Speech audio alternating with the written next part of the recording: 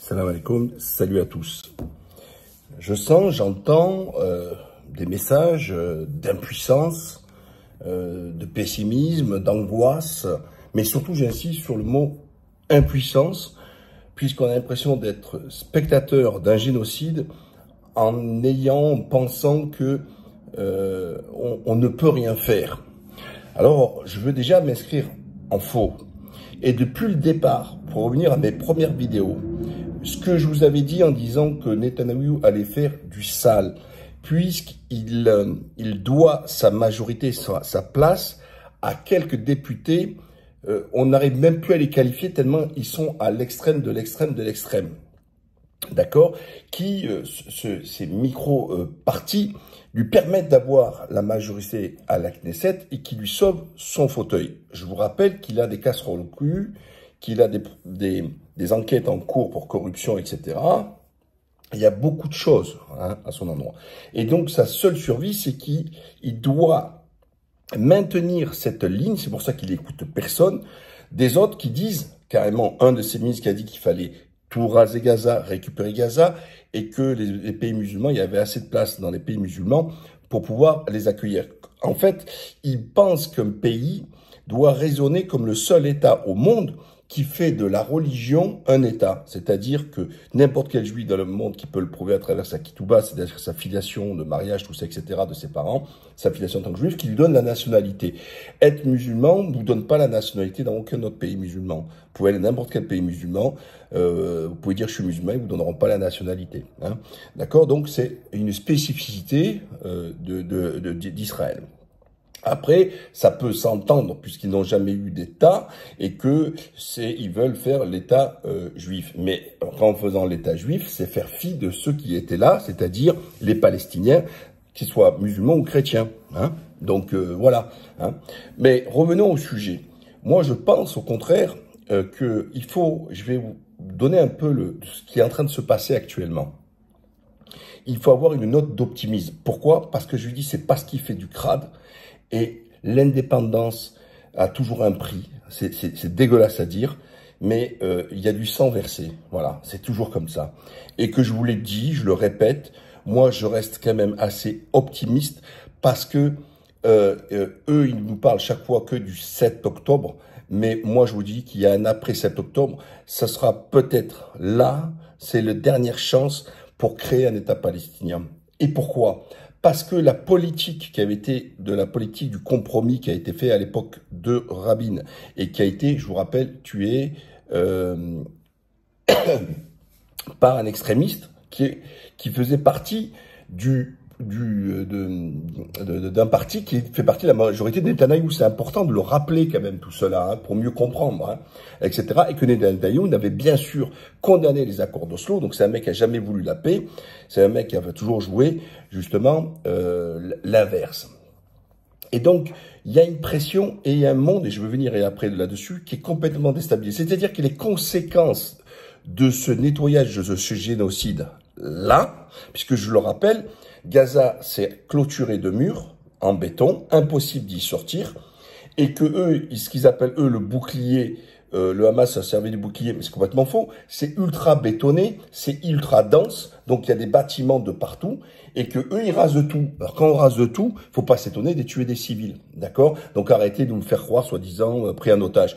Je le répète encore, le Hamas va pas se mettre les gens ils vont se mettre dans la rue en disant ouais, allez venez fantassin face à face, ça n'existe pas ça, d'accord? Parce que c'est pas encore une armée régulière face à une armée régulière comme on peut avoir en Russie ou en Ukraine où les mecs font des tranchées, il y a des chars d'un côté, ils se tapent dessus, ils s'envoient dessus, etc. Là non, ce sont des civils le Hamas. Il faut le rappeler, c'est pas une armée, puisqu'ils ne détiennent pas d'armée. Mais faisons fi de tout cela. Restons sur le sujet je dis qu'il y aura un État palestinien. Sur quelle frontière, je ne sais pas. La Turquie y travaille beaucoup. Seul problème, c'est que il y a très peu de pays. Il faudra compter plus sur des pays non musulmans que les pays musulmans, voire des pays arabes. Je vous rappelle que le Bahreïn a été très clair. Eux, ils sont avec c'est ce qu'on appelle le Likoud arabe, avec Netanyahou, les Émiratis, etc. L'Arabie Saoudite, ces pays-là, l'Égypte, ils interdisent les manifestations, ils inventent même religieusement, soi-disant que c'est haram. Par contre, faire de la mixité pour faire des concerts, il n'y a aucun problème. Bon, bref, on a bien compris le cinéma. Et donc, comme il dit la Turquie, mais nous, on peut pas y aller seul. Hein, et donc, il faut être plusieurs. Il a réuni d'abord les pays turciques, donc le Kazakhstan, l'Ouzbékistan, le Turkménistan, etc. Il faut savoir que ça représente à peu près plus de 400 millions de personnes quand même. Hein. Donc il y a cette alliance-là. Et il y a le travail. Aujourd'hui, Erdogan est en Algérie. L'Algérie fait un des rares pays arabes où il y a parce qu'il faudra toujours dissocier les peuples et les dirigeants, très important. Donc on sait qu'il y a une osmose en Algérie entre les dirigeants et le peuple pour la cause palestinienne. Le Liban est pour la cause palestinienne, etc. Et puis un pays non arabe qui est l'Iran. Hein. D'ailleurs, l'Algérie, le Liban, tout ça, ils ont proposé de mettre d'arrêter, geler les ventes de gaz et de pétrole à Israël et à ceux qui les soutiennent. Et bien sûr, les autres se sont opposés. On a bien compris le message. Mais regardez l'Espagne, très peu en parlent, mais l'Espagne massivement, ce gouvernement avec force a condamné, il fait partie un des rares, il y a l'Irlande aussi, qui condamne avec force le gouvernement de Netanyahou, hein, pendant que l'Allemagne qui veut en fait se déculpabiliser de leur nazisme en donnant un blanc-seing à Israël, faisant en compte, en gros, pas en équite, mais bon, on vous doit encore quelque chose. Donc on vous doit, donc vous avez le droit de faire. Désolé, ce sont les nazis qui ont tué, allemands, c'est pas, et d'ailleurs Erdogan l'a bien rappelé, hein, c'est ni les Turcs, au contraire, qui ont accueilli les Juifs. Hein, il faut pas l'oublier. Hein, dans ce sont les Turcs qui ont accueilli les Juifs hein, pendant la Deuxième Guerre mondiale. Bref. Donc il y a un travail qui est en train de se faire avec l'appui de la Chine, de la Russie, tout ça, etc. Je salue le Chili. Hein. Je vous rappelle que le Chili a toujours été à la pointe. Alors c'est vrai qu'il y a des anciens, des Palestiniens, il y a même un club de football palestinien, etc. J'y ai été aussi, dans tous ces pays-là, j'y étais. Hein. Le Chili, gros soutien indéfectible. Nous avons la Bolivie, qui est aussi c'est-à-dire le canal historique hein, du soutien, hein, depuis l'époque de Morales et compagnie. On a le Venezuela, naturellement, l'héritage de Maduro par rapport à Chavez. On a la Colombie, ça fait très longtemps que la gauche n'a pas été au pouvoir, bah, eux, ils ont expulsé l'ambassadeur d'Israël et puis il avait fait des déclarations fracassantes. Donc il ne faut pas arriver sur une vision entre l'Occident et l'Orient, le monde arabe et tout ça. Je rappelle que c'est un problème territorial, pas un problème de religion, puisque à Gaza, il y a beaucoup d'églises qui ont été bombardées par Israël, il y a beaucoup de chrétiens palestiniens et qui ont été aussi tués par Israël. Donc c'est important et que là, on ne voit pas tous les acteurs soi-disant défenseurs des chrétiens d'Orient. Non, voilà, quand c'était Daesh, là, il n'y avait pas de problème. Mais par contre, quand c'est Israël, non. Au contraire, ils soutiennent Israël de continuer à raser. Vous voyez, c'est le monde à l'envers. Les Ciotti, les Wauquiez et compagnie, les Fillon, etc. Mais revenons au sujet. On a qui pratiquement le Honduras. D'accord, le Honduras, pareil, expulsé l'ambassadeur d'Israël. C'est pas rien en termes de diplomatie, soutien à Gaza. Le seul traître un petit peu, c'est le Salvador. Mais bon, parce qu'il est au soutien. Et pourtant, c'est un ancien palestinien, quoi. Enfin, c'est d'origine palestinienne. Voilà, mais qui est encore maqué par les Américains. Le Guatemala, ils suivent les Ricains aussi. Hein, c'est là au garde à vous, le Costa Rica, etc. En fait, tous ces pays-là qui sont sous perfusion américaine, qui sont les toutous aux Américains. Les autres qui sont des États libres hein, et indépendants soutiennent. Alors après, il y a le Brésil de Lula. Mais encore une fois, il y a des pays, on va dire, canal historique qui ont toujours soutenu.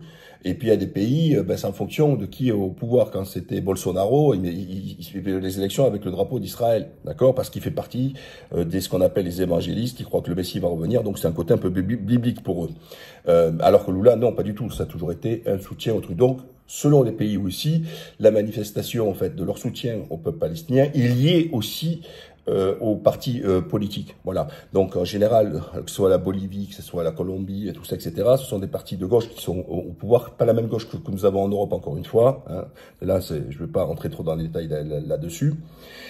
Et donc on voit tous ces pays s'élever contre Israël. Israël aujourd'hui est une minorité, sauf que dans les médias on vous parle toujours avec un prisme pro-israélien et on a l'impression que le monde est avec Israël. Non, très peu de pays sont avec Israël. Une partie bien sûr des pays européens, une grande majorité, et bien sûr les Américains, etc. Mais après, d'autre côté, ça, il y a pas, et il va avoir des conséquences. Et c'est pour ça que je dis qu'il faut aussi avoir une forme d'optimisme, parce que il y a des conséquences aussi électorales. Jamais sans précédent aux États-Unis, un pays qui a toujours été 100% sioniste, que ce soit du côté des démocrates, que ce soit du côté des républicains. Il faut dire aussi que les PAC, parce qu'en fait le communautarisme aux États-Unis et ce lobbying communautaire est quelque chose qui est ancré dans leur ADN. Hein, c'est leur système qui fonctionne comme ça. C'est le système à l'anglo-saxonne, c'est un système communautaire.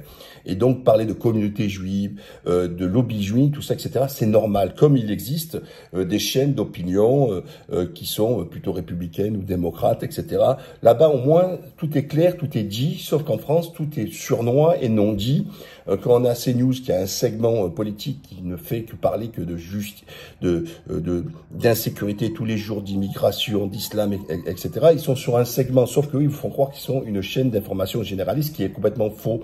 Voilà, et bien sûr, en France, il n'y a rien qui vienne leur taper dessus pour pouvoir leur dire assumez, et il faut mettre le bandeau comme vous mettez pour Sputnik. Ce média est détenu par un oligarque qui est d'extrême droite, etc. Mais il faut le dire, quoi. Voilà, bon, il n'y a pas beaucoup de droite, je m'en fous.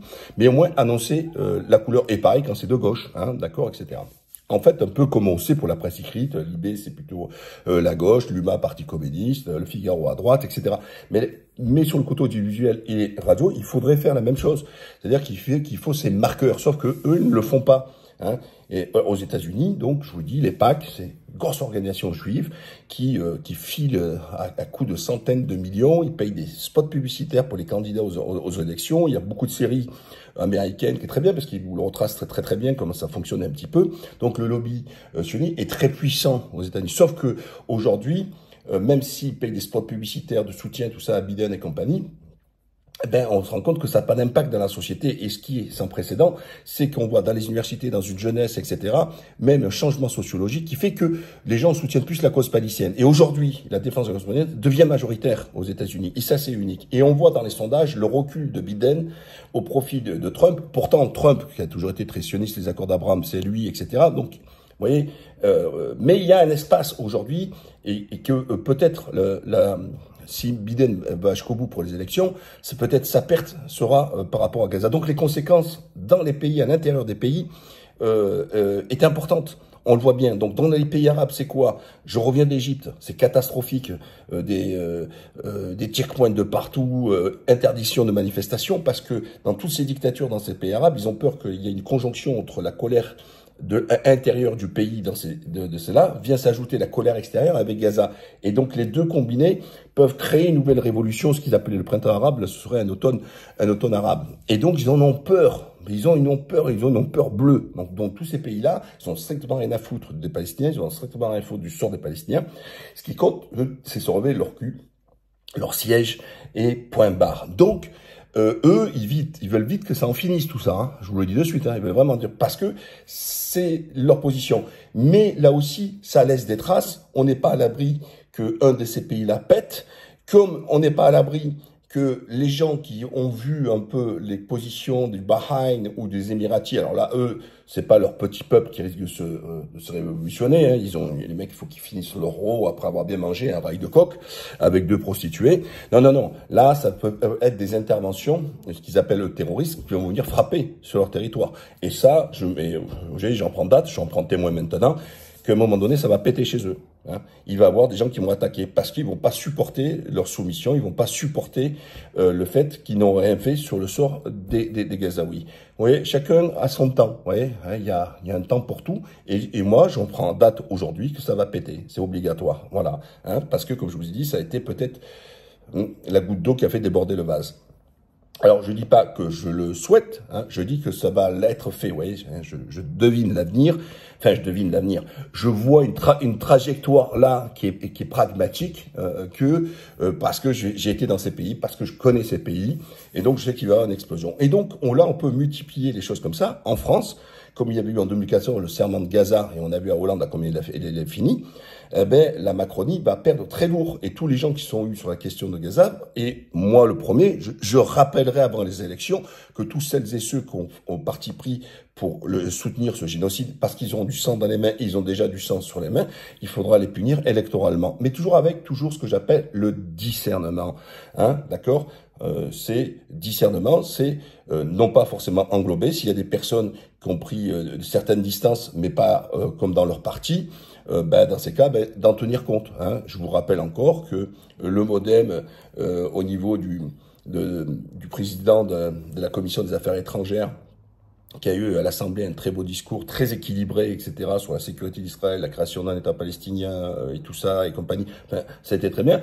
Naturellement, ce mec-là, si aux élections, il faudra le soutenir parce qu'il a eu une position équilibrée. Parce que quand je dis équilibré, ça veut pas dire être pro-palestinien. Hein. C'est être dans la tradition française. Ce que je demande, c'est les gens qui disent pour la sécurité d'Israël et la création d'un État palestinien. Mais quand les gens ils parlent que de sécurité d'Israël, sans parler de la création d'un État palestinien, et au pire dire que ne pas comprendre que le 7 octobre, c'est les conséquences de 75 ans d'occupation et de répression, etc. Parce qu'on ne parle pas de la Cisjordanie, le Hamas, c'est pas la Cisjordanie, mais depuis des années, c'est en Cisjordanie qu'il y a eu plus de 5000 morts, et chaque fois leur taper dessus, et qu'ils ont mobilisé l'armée pour sécuriser auprès des soldats des colons israéliens, chose que la presse israélienne nous parle au quotidien, etc., et en mettre responsabilité sur Netanyahou quand nous, ils soutiennent Netanyahou en disant « vas-y, va continuer, va te venger, etc. » Je rappelle, ils nous avaient annoncé 1400 morts, ils avaient annoncé un enfant dans le four, on apprend en fait que l'enfant dans le four, c'est faux, qu'il y a eu un seul enfant qui a été tué, etc.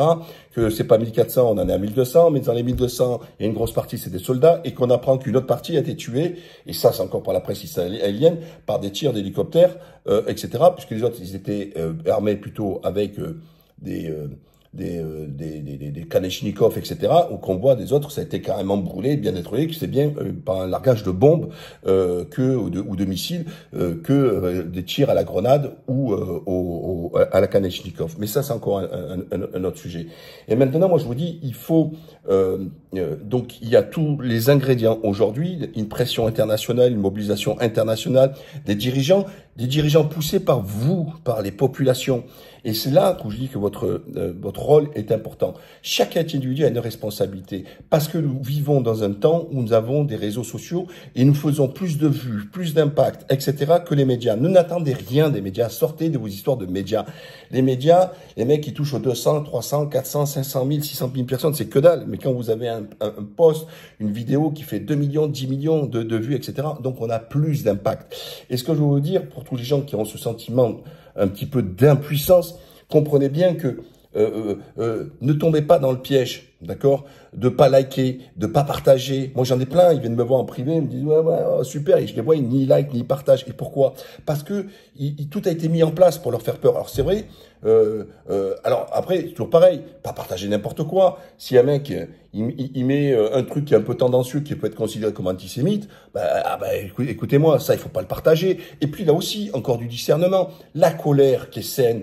Ce sentiment ne doit pas vous pousser à vous aussi à réagir sans discernement. C'est pas parce que de l'autre côté, il faut avoir dans le même esprit de se dire que la réplique d'Israël est disproportionnée, génocidaire, tout ça, etc.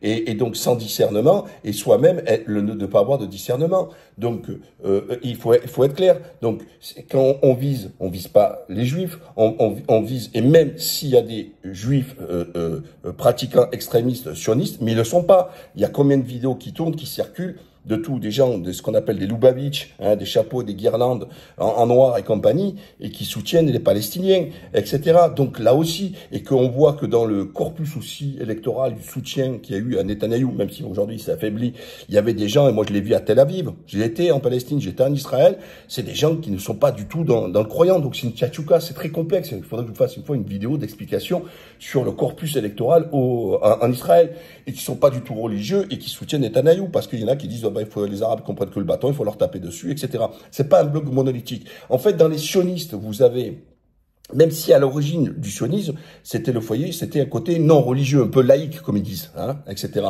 Sauf que le sionisme a changé, le sionisme a changé de visage. Donc dans le sionisme, vous avez du non religieux, et puis il y a du très très très religieux. Donc il y a un côté des deux. Et puis dans les gens qui sont pour la création d'un État palestinien, vous avez aussi des sionistes, ce qui peut surprendre, mais aussi des religieux, et qui sont pour la création d'un État palestinien. Vous voyez, donc c'est quand même assez complexe. Donc tout le reste qui est intelligible, qui est compréhensible, etc., ne vous freinez pas. Freinez-vous lorsque vous pensez qu'il y a une image ou un texte qui est un peu tendancieux, mais je fais preuve quand même à votre bon sens, ne partagez pas ça, c'est normal qu'on va vous poursuivre. Mais si, moi il y en a plein qui me disent, mais t'as pas peur de ce que tu dis et tout, mais j'ai toujours tenu ces propositions, parce que mon discours, il est modéré, il est peut-être offensif, mais il est dans le cadre de la loi. Bah oui, bah c'est ce qui est normal. Ne tendez pas le bâton pour se faire fouetter. Et aussi, j'en appelle aussi au discernement. Ne pas englober. C'est pas les juifs, c'est des juifs. C'est pas les sionistes, c'est des sionistes. Vous voyez, c'est toujours l'histoire de mesure. Et surtout, c'est faire à autrui ce qu'on aimerait qu'on nous fasse.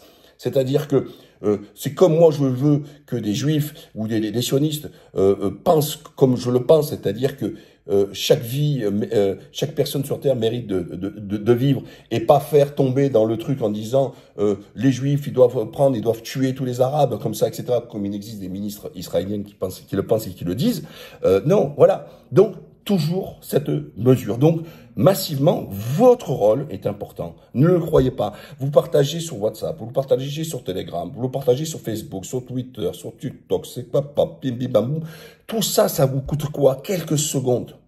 Quelques secondes, au minimum, likez, partagez. Sauf que beaucoup d'entre vous avez la diarrhée. C'est-à-dire qu'on vous a fait peur, l'antisémitisme, donc du coup, vous faites plus rien. On vous dit, ah ben l'antisionisme, etc., parce qu'il y a une proposition de cela. Déjà, elle n'est pas lieu, d'accord, et elle sera retapée par le Conseil constitutionnel, croyez-moi. Donc, arrêtez de tomber dans la peur chaque fois. Chaque fois que on se retrouve sur le même sujet que par rapport aux musulmans, en fait. À force qu'on tape sur les musulmans, il y en a plein qui s'abstiennent de dénoncer l'islamophobie, de dénoncer tout cela. Pourquoi? Parce qu'ils ont peur qu'ils prennent la fatwa d'islamiste, tout ça, etc. Encore une fois, si vraiment il y a un truc, ne venez pas vous dire, oui, je suis prêt à mourir pour Gaza, j'étais tout pour Gaza, et après vous chiez dessus pour aller cliquer ou partager. Alors, des salades, vous pouvez nous les raconter, mais quand vous prenez un miroir, vous pouvez pas vous raconter des salades. Donc, chacun peut agir. Chacun peut agir. T'as que 10 personnes dans tes contacts, t'as que 20%. C'est pas grave. Eh ben, tu les as envoyés, tes 10 ou 20 personnes. Tu as t'as peur, t'as la chasse parce qu'on voit ton nom sur Facebook, ton employeur, ton cousin, ton etc. Ben, utilise WhatsApp, utilise Telegram. Voilà. Il y a des moyens. Celui qui veut agir peut trouver des moyens. Donc, c'est dur ce que je suis en train de vous dire. Mais je vous dis que toute la situation là, je reste quand même optimiste. Bien sûr que je souhaite qu'il y ait encore moins de morts possibles. Il y aura encore des morts, il y aura encore du verso. Mais plus il va être crade de l'autre côté, Netanyahou, plus la création de l'État de la Palestine deviendra inéluctable. Et tous les observateurs, tous les gens en international le savent. S'il n'y a pas un État palestinien, ce qui s'est passé le 7, ça se reproduira le 7 novembre, peut-être dans 2 ans, dans 3 ans, etc. La sécurité d'Israël ne passe que par l'État palestinien. Et que n'importe quel être humain ne peut pas vivre dans un zoo, ne peut pas vivre enfermé autour de béton, privé de liberté. Et que, voilà, et ça commence, cette conscience, même dans le peuple israélien, même ceux qui ont voté Netanyahou, d'accord, etc., comprennent que sa politique, seulement du bâton, eh ben, elle leur est venue en pleine gueule de 7. Ils se relèvent cocu, ils pensaient que le mur, que les accords d'Abraham avec tous les pays serpillères arabes, etc. Tiens, j'ai oublié, le Maroc, le roi du Maroc, très silencieux, très silencieux. Par contre, son peuple, massivement, le parti qu'ils appellent Islamique Justice, je sais pas comment, oh, alors très virulent. Mais attention à ce qui se passe aussi au Maroc. Il y a une virulence de soutien parce que au peuple palestinien, ça n'a aucune ambiguïté, hein, je peux vous le dire. Hein. Il n'y a aucune ambiguïté là-dessus. Encore une fois, il faut distinguer les peuples et les dirigeants. Sauf que le roi du Maroc, il est peut-être en France, je sais pas, en train d'analyser un cocktail. Il est, hein, il a fait moins que le minimum, d'accord? Mais il est très silencieux, très truc. Tu vois, voilà. Alors qu'ils pourraient dire tous, allez, on rend les accords d'Abraham, c'est suffisant. Non. Seulement dire, bon, l'ambassadeur, tu peux y aller, tu peux repartir, et that's it. Voilà. Donc, voilà. ce que je voulais vous dire sur cette question-là, ne pensez pas que vous êtes impuissant, vous pouvez contribuer à tout ça. Et je rappelle que si des lignes politiques bougent dans des pays, entre guillemets, dits démocratiques, c'est parce qu'il y a ce mouvement. C'est parce que les gens réagissent. Vous croyez qu'aux États-Unis, Biden qui commence à se chier dessus, qu'il y a certains démocrates qui commencent à avoir peur pour les élections, c'est parce qu'il y a des mouvements, parce qu'il y a des manifestations. Je vais oublier de dire par les réseaux sociaux, mais bien sûr les manifestations. C'est parce qu'il y a du monde dans les manifestations, c'est parce qu'il y a du monde dans les universités, c'est parce que dans les réseaux sociaux que ça marche. Donc chacun peut peser là-dessus et que si même le politique ne veut pas, il faut lui forcer la main. Parce que il veut. La première chose qu'un politique apprend en politique, c'est lorsqu'il a le siège, c'est de le garder. Et donc, quand son siège est menacé, vous inquiétez pas, c'est là où il devient démagogique, c'est là qu'ils deviennent même démagogiques quand c'est des promesses mais ils deviennent pragmatiques, c'est-à-dire d'épouser peut-être la colère pour éviter de perdre leur siège. Donc, entre Netanyahou et leur siège, croyez-moi, leur choix est vite fait. Voilà, n'oubliez pas, partagez, likez et abonnez-vous. Je vois que la dernière vidéo, elle a fait seulement moins de 2000 vues, mais c'est catastrophique. Et donc, c'est-à-dire que même là, il y a des gens, vous chiez dessus. C'est pathétique. Voilà. Alors, je veux pas croire que beaucoup sont tombés dans le foutisme, mais je pense qu'il y a beaucoup dans la chiasse. Voilà. Désolé, encore une fois, je vous dis franco ce que je pense. À la prochaine, bye.